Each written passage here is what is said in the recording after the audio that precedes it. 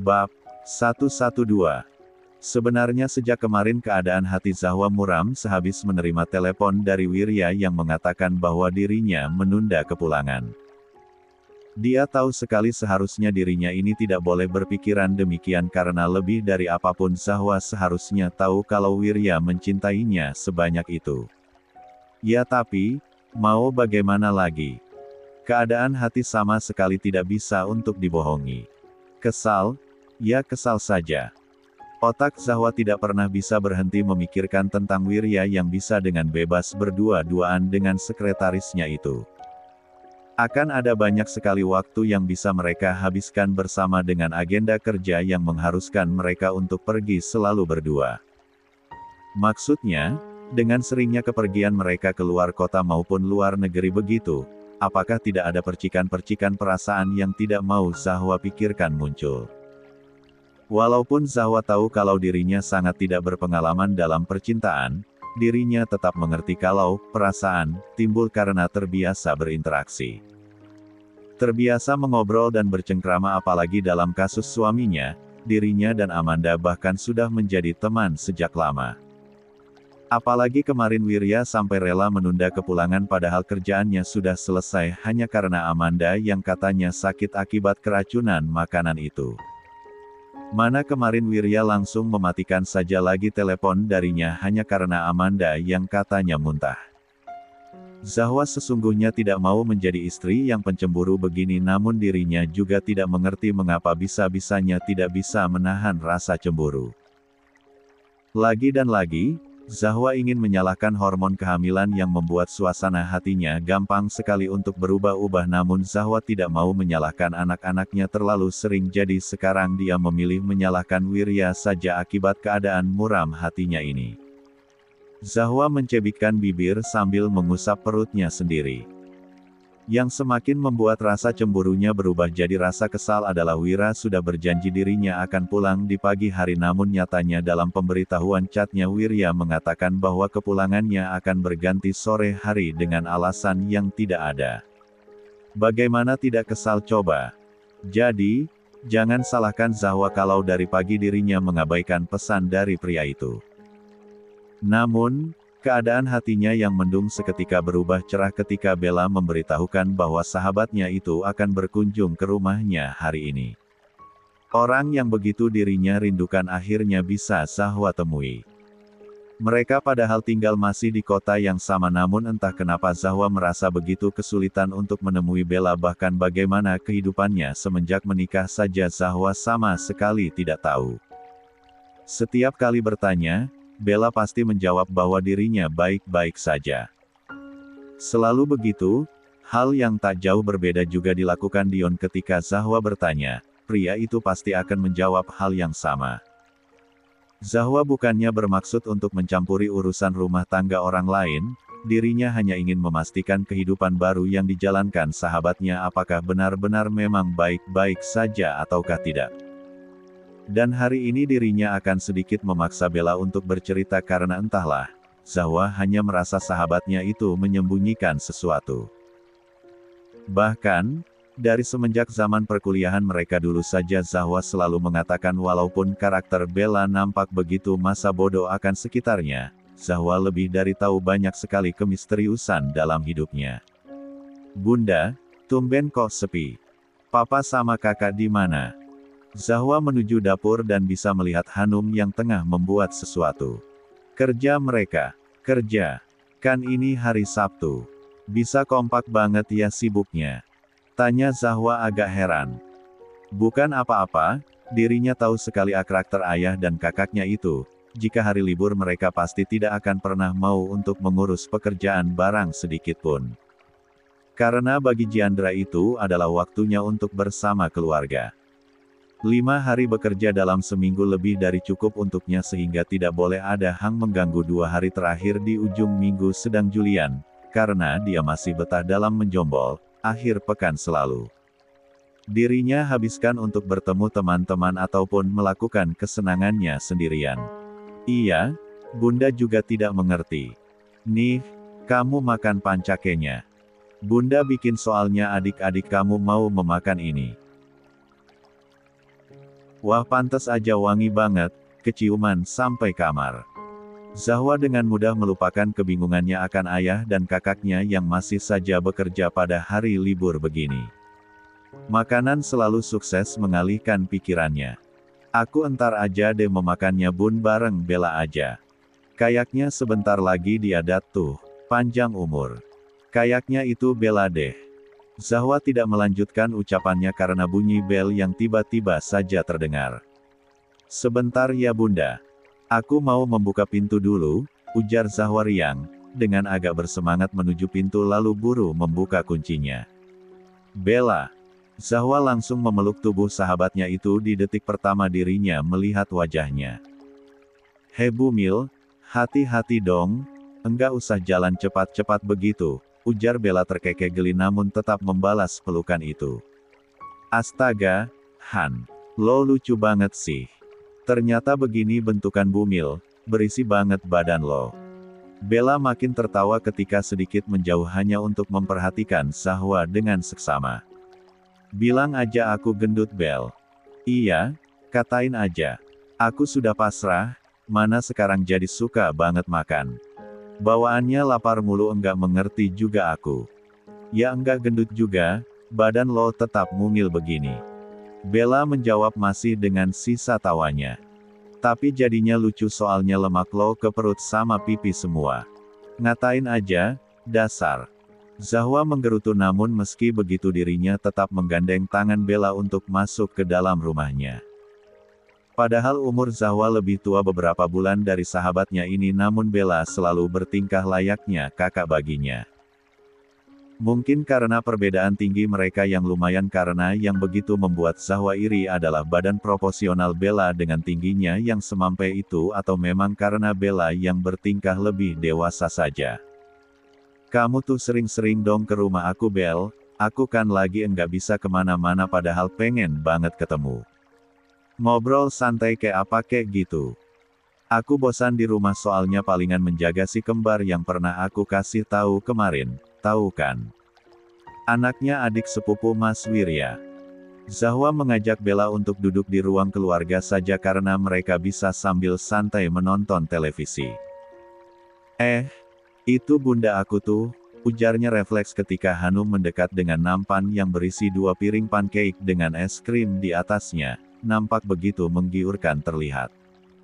Tante, sapanya beranjak dari sofa untuk menyalimi tangan Hanum. Oh iya, Zahwa sering cerita-cerita tentang kamu yang katanya sahabat satu-satunya itu. Dimakan ya, kalau mau apa nanti ambil aja ke dapur. Iya, tante makasih banyak. Jadi repot-repot banget begini. Enggak lah, sama sekali enggak repot. Tante ke belakang dulu ya, biar kalian bisa puas-puas mengobrol. Hanum tersenyum ramah lalu berlalu setelah beberapa obrolan singkat. Sumpah, nyokap lo cantik banget Han, ujar Bella ketika batang hidung Hanum sudah tidak nampak lagi, menghilang di balik ruangan. Iyalah, kan mantan model dulu. Oh pantesan badannya bagus banget begitu. Iya dong. Itu dimakan dulu. Duh, jadi enak gue dikasih beginian. Karena sudah tidak ada Hanum, tanpa sungkan Bella langsung memakan apa yang tersaji di meja. Han, sudah lumayan gede juga ya perut lo. Gue takut meletus deh, ujarnya kemudian menatapi perut Zahwa yang nampak menyembul karena dirinya Hanha memakai kaos tipis pas di badan saja sekarang. Ngaco banget omongannya.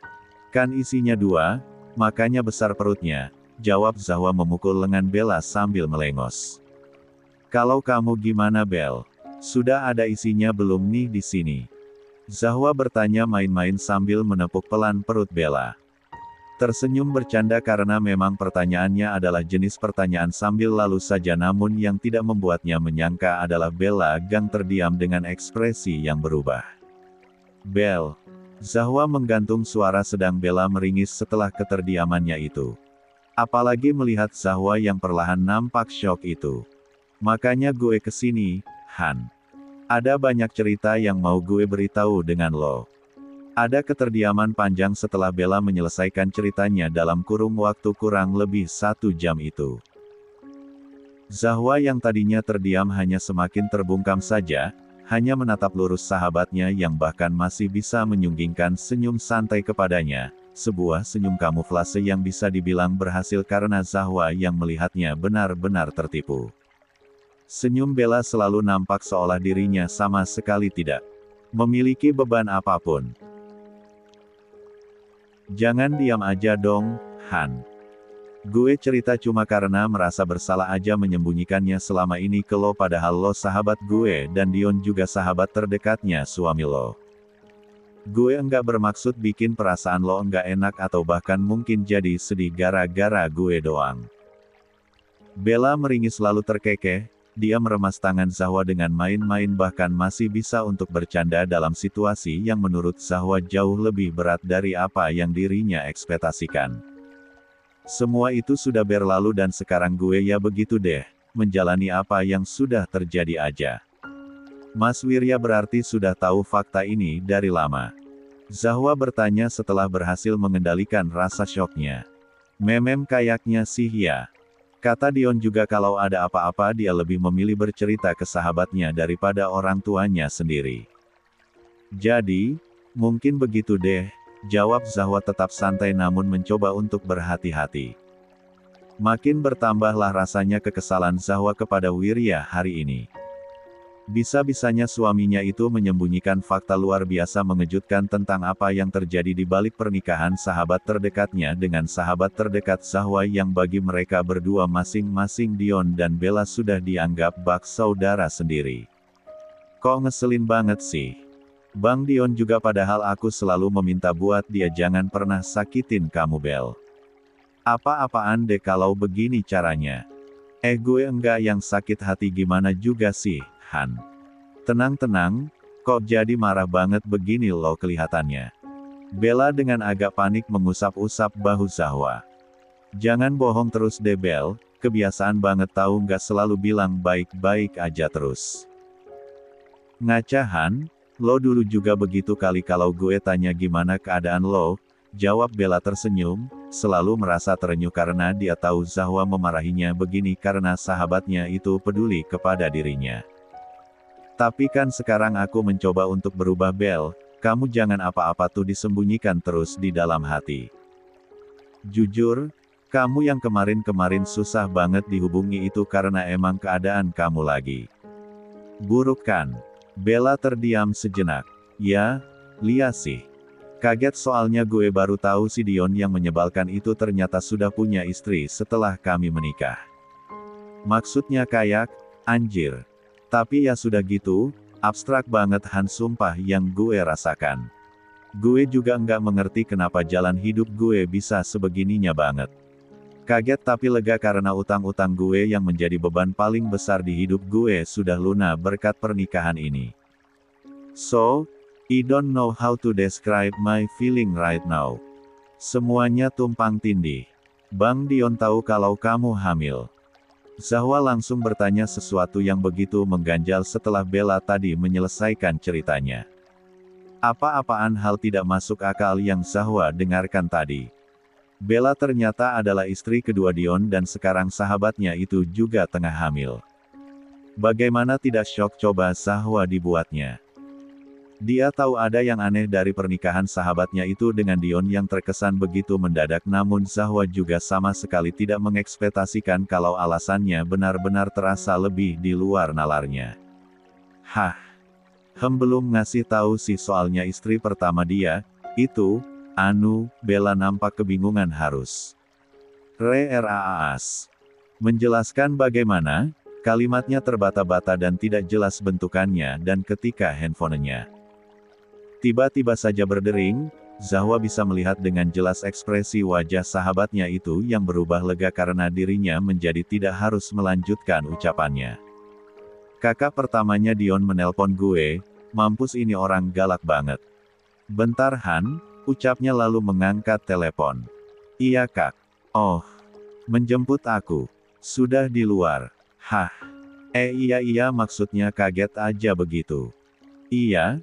Aku keluar sekarang deh. Iya kak. Sudah dulu ya. Kenapa Bel? Zahwa bertanya setelah Bella memasukkan kembali handphonenya ke dalam tas. Itu, kakak ipar gue yang paling tua itu tumben-tumbenan mengajak gue pergi padahal gila, kulkas aja kalah dingin sama sikapnya dia. Tipe wanita karir yang saking suksesnya bikin lelaki pada insecure, lo tahu kan Han maksudnya. Nah begini nih gambaran kakak pertamanya Dion ini. Dia sudah di luar katanya Han, gue jadi terpaksa harus pergi dulu.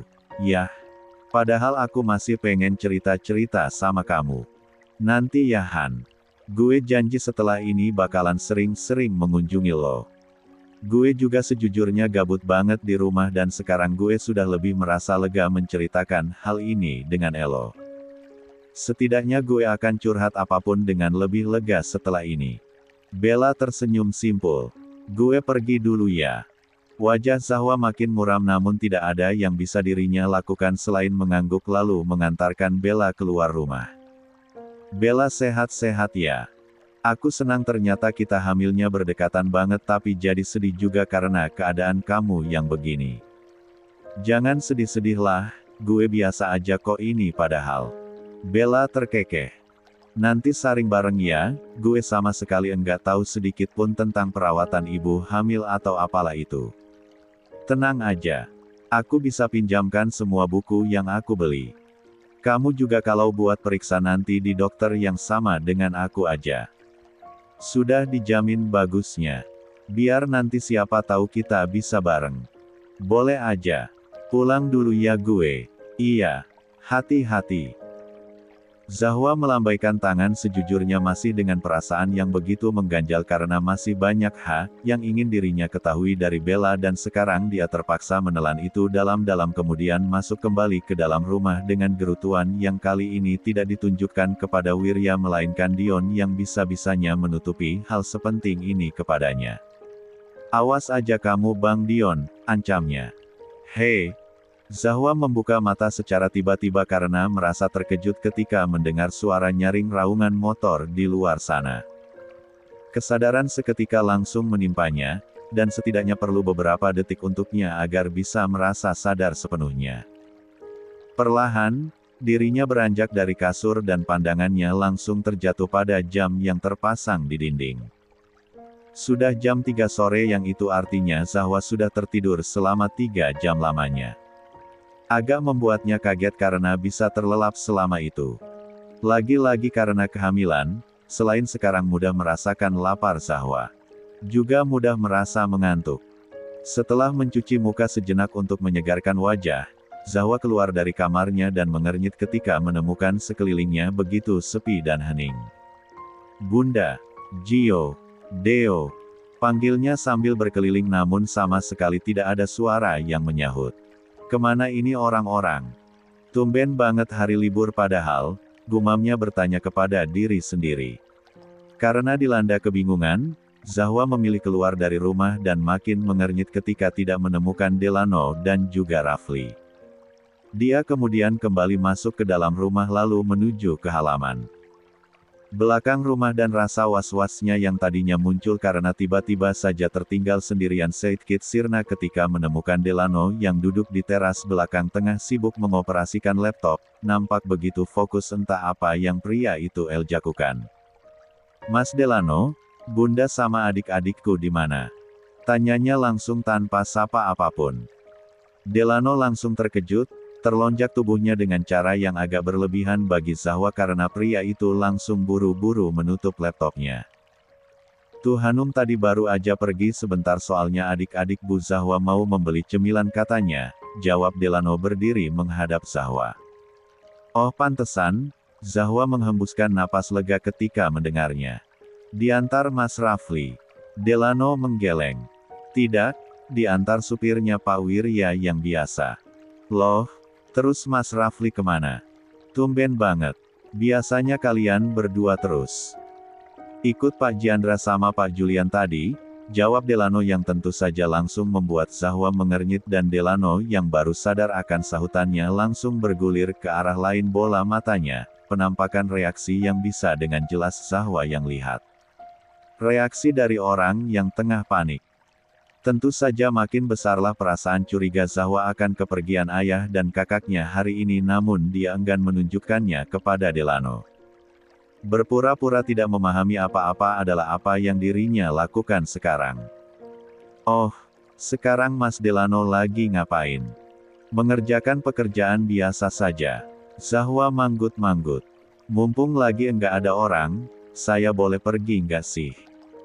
Bisiknya tiba-tiba saja berpikiran kembali untuk menjalankan rencananya yang dulunya sempat gagal dan beberapa hari belakangan menjadi padam keinginannya karena Zahwa juga tidak mungkin melakukannya dengan keberadaan seluruh keluarganya di rumah sekarang. Tapi, melihat sekarang adanya kesempatan, keinginan tersebut tiba-tiba saja langsung datang.